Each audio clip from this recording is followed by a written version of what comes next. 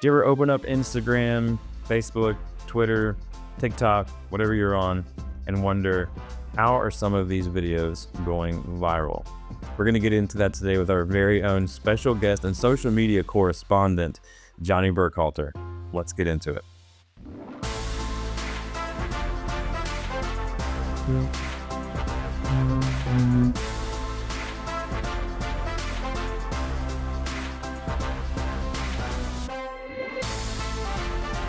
Welcome, everybody, to the Creativity Made Easy podcast. I'm your host, Dustin Peed, creative coach and consultant. I'm here to help creatives know themselves, their process, and their team so that they can create greater things together.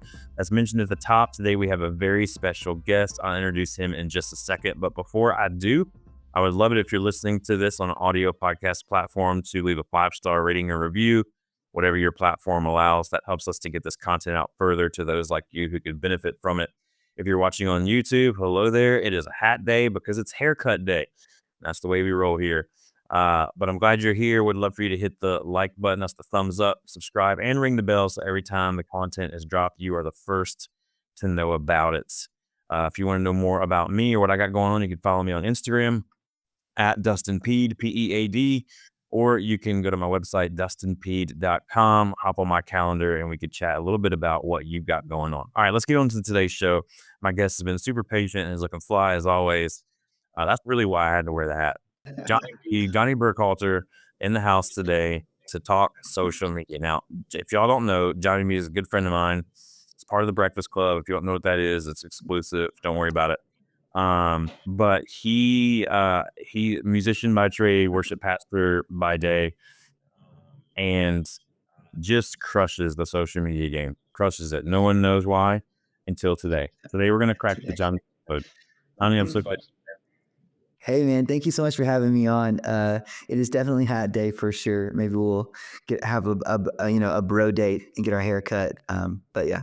That might be $1 million idea right there. Trademark, you can take it. People listening, me and you can take it though.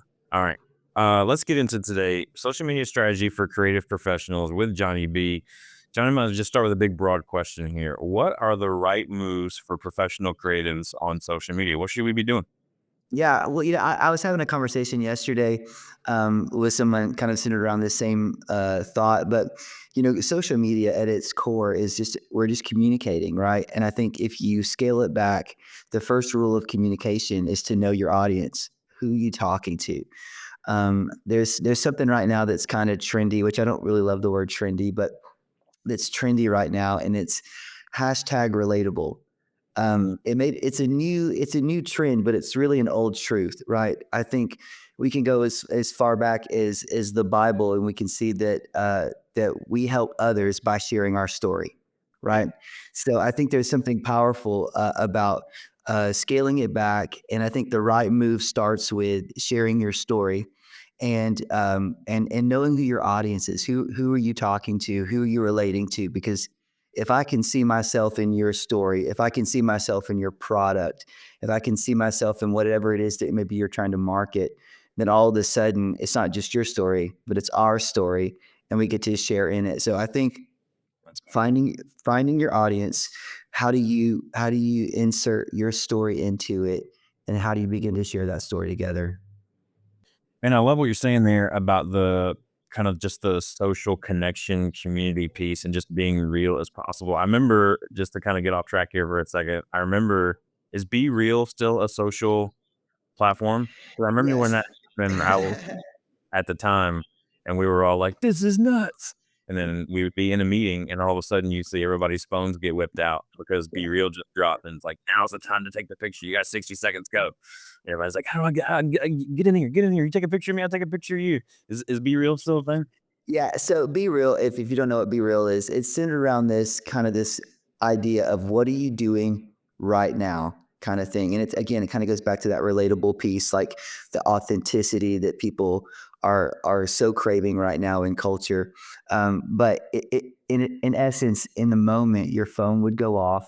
You have a front camera, like a selfie view, and then the back camera goes off at the same time. So people see you and they see what you're seeing, and that's kind of the concept of Be Real. And believe it or not, it is still around.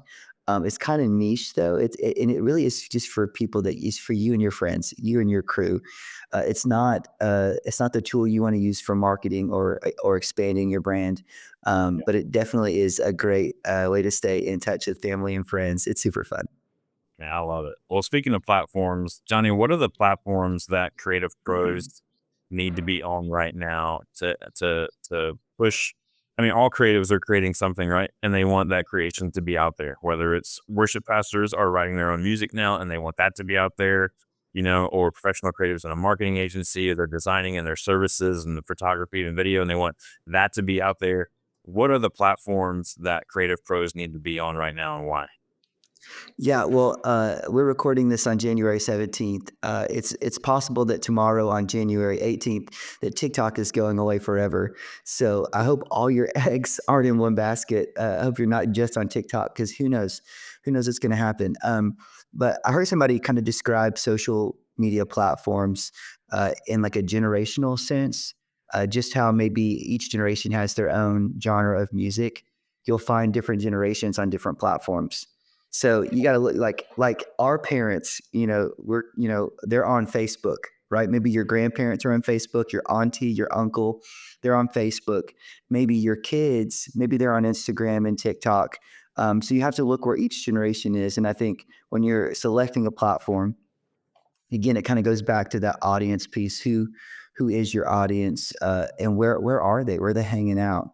If you're trying to sell uh, a red beanie to a hipster, you might want to get on TikTok. Who knows? But if you're trying to sell a history book, you're gonna want to be on all the platforms because you're gonna want to try to hit Facebook. You're gonna want to try to hit Instagram, TikTok, all the things.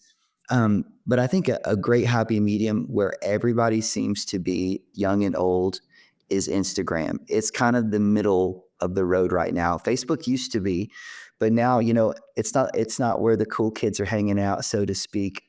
Adults are there. I mean, so again, it depends on your market. Your older people are there. It is a great tool. I think ultimately you've got to have Facebook, but maybe your daily postings or your current postings, maybe that's more of an Instagram. Again, depending on your audience, but you need an Instagram 110% because again, that's the middle of the road. And you probably do need a Facebook just for if you're a business or if you're selling a product or if you're an artist or whatever, just for it's almost like your second website in a sense, and maybe again it's not where you're living. You're not posting your breakfast on Facebook, but you want a presence there, as kind of some web traffic, if you will. But yeah, I think you got to be on Facebook, you got to be on Instagram. RIP to TikTok, we don't know yet. But yeah, those two spaces for sure you got to be. I like it. So a lot of people are going, well, that's great. I'm on the platforms, but I don't really know what to post. I don't know if the content that I'm sharing is worth sharing or not. And one of my favorite people that I lean into on this is not really a social media guy. He calls himself a writer who draws or an artist who writes. That's what it is, an artist who writes. Austin Kleon. I've shared one of his books with you before, Johnny, but he wrote a book called Show Your Work. And he's essentially talks about how, hey, anything that you do is worth sharing. Anything that you do is worth sharing. Uh, but I'd love to know from your perspective, how do we know if content is worth sharing or not? What content should we be thinking about sharing as creative pros? Yeah. So I remember years ago when we were trying to be famous in a Christian rock band, like every kid born in the 90s. We sat down with at the time, a really current marketing guy. And at the time, he mentioned that every social platform needs to look the same, that you need to share everything across all platforms. But today, that's not really true. I think there's specific things you share on specific platforms.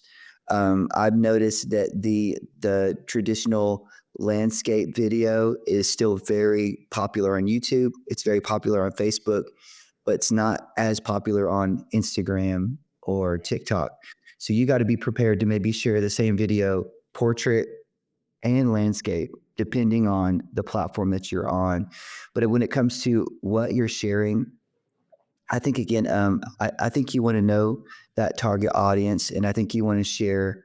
I think, kind of minimize. I think we don't need a bunch of things. I think we need 3 to 5 really great things that we do, and focus in on those things, and share those things. And everything that we share, does it connect to one of those 3 to 5 things? I recently, I've always kind of been funny in my head, but never out loud. And so a few months, well, it's been about a year now. I posted a worship leader fail, the worst dad joke maybe ever invented, and it went viral. And it got like, I think it's up to almost 4 million views now. But since that was last January, I think I maybe had 2,000 followers. I think today I'm sitting at almost 7,000 followers, all organic. But what I noticed is that I didn't take myself serious. Everybody has a moment, right? We all have a stutter moment, or we say something and we're like, I wish I could just pull that back in, but it's out there. It's done. So I think number one, being okay sharing your wins and maybe your challenges. I think we want to share the wins a lot, but share your challenges, share your fails, share your oops, because again, that relatable piece is gonna center back there. So what I learned is the more I shared, kind of pulled back the curtain and said, you know what? We're not perfect. Creatives, we are not perfect. We have days where we have the worst idea possible. And maybe every once in a while we share those things and let people in on it. Hey, I had one of those days. I wore white. I was looking fly and I spilled coffee all over me. Like, how do we just invite people in, not to just the finished work, but the creative process, right? Because they're going to see themselves in both. They're going to find authenticity in both. They're going to find authenticity in the finished product. They're going to find authenticity in the process too. So when you're looking at things to share, I think minimize what's your brand identity or your content identity. I mentioned that story just to kind of to bring it around. One of my 3 to 5 is I'm always going to share those real moments, those fails, or those oopses, or those challenges. To identify the 3 to 5 things, and if something is working, like if you do something like that worship fail that I'd never even thought about posting, it worked. So repeat it. Repeat what works. Don't try to reinvent the wheel. If something is working, repeat it. There's a term going around. The term is viral for you. So if you get 15 likes on a post, but you post something and it gets 50 likes, that 50 is viral for you. So what can you do? What was it about that post that stood out? Were you pulling back the curtain and sharing a family moment? Were you pulling back the curtain and sharing part of the process? What was it about that post that shot it up above the rest? And repeat those viral for you moments. And again, to live inside that 3 to 5. These are the things that matter most. And it'll be good to create and frame that identity of your brand and of your content. I love it. I think we've kind of answered this question a little bit already, but I kind of want to hit it as we wrap up this conversation. I got lost in that last section of just listening and taking notes myself because it's been so good. But how do we know, just to kind of wrap up this conversation today, how do we know that we're winning at this social media game, or if I should say trending in the right direction? How do we know we're winning? I mean, the viral for you thing I think is huge, but what else? Yeah. Yeah. I don't think it's numbers. I think those can be exciting to see and fun to track. But I don't think success is in the numbers. I think success is, are you checking those boxes? Have you created a social media kind of plan? Are you sticking to that plan? Are you living in those 3 to 5 identity elements? And are ultimately are you connecting with the people you want to connect to? Once I started posting the fails and the real, like the process pieces, I had several people reach out to me who were doing the same thing, and they're like, "Hey man, we see you." Like, so in that moment, I I realized I was connecting with a like-minded audience, if that makes sense. So I think winning or trending is when you've got people checking out your page that live in the same space as you. And you can even go follow people who are doing similar things that you're doing, and kind of begin to create that community even online. I think, but yeah, it's not necessarily the numbers. I don't think numbers are good, and you want to track those because you want to make sure you're reaching people. But I think what's winning, what's trending is consistency. And I will say this on a practical level. There was an era, I guess, where people would post like 20. I think 20 is the limit on hashtags. You don't need 20 hashtags. It's that magic number of 3 to 5. All you need is 3 to 5 hashtags, and they need to be specific. Like, if there's not a dog in my video, I'm not going to put hashtag dog, even though hashtag dog probably has a millions and millions of hits because there's dog people, lots of dog people. But if there's not a dog in my video, it doesn't make sense. So I think on a practical level, what's trending and winning is 3 to 5 hashtags that are specific and niche to the content of your video and your audience. I think posting 3 to 5 times a day is out. Posting 3 to 5 times a week is in. Be active on your story. Be active on other people's content. I don't know how this works, but it works. If I go and if I'm going to post a funny worship video, before I post it, if I go comment on 3 to 5 other funny worship videos, there's something about the algorithm that I don't even know the logistics, but it works.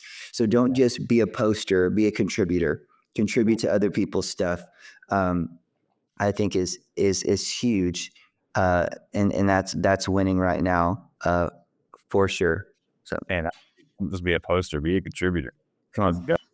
That's a sermon in there somewhere. Well, Johnny, we have your handle here on the screen at the Johnny V. What platforms can people find you on? After tomorrow, not on TikTok. No, I'm kidding. I'm kind of living on Instagram most days. I've kind of taken my own advice and kind of separated the identities of my social platform. Facebook is more family and, friends and, all those things. Like I may not post my daughter's loose tooth on Facebook, but or on Instagram rather. But if you want to know about it, come check it out on Facebook. So Instagram professionally, Facebook personally. If we don't have at least 37 friends, I'm not going to add you though, because it's hard times in the streets. You know what I'm saying? Like there's some people, I got hacked over the summer on Facebook. I don't trust it. So yeah. Yeah, I hear you. Well, I'm just going to say to our audience today, obviously Johnny B has figured out a lot of things when it comes to social media. He's super smart in this area. He doesn't know I'm going to offer this, but you need to reach out to Johnny B and you need to have him consult with your social media strategy or your team. He's amazing at it. Hopefully I took a ton of notes from today. Listen to this again, slow it down if you have to. But Johnny, thanks so much for being here, man. It was super valuable insight. Absolutely. Cheers. Well, I want to just let you guys know, if you're into the planning out your content, one of the things that Johnny talked about, I do have a resource on my website. The 12-month Outlook can help you plan out that content. So if you'd like to grab that, you can grab it absolutely for free at dustinpeay.com/free. Or I will also put a link to it in the show notes. That's it for this time. I can't wait to talk to y'all next time on the Creativity Made Easy podcast.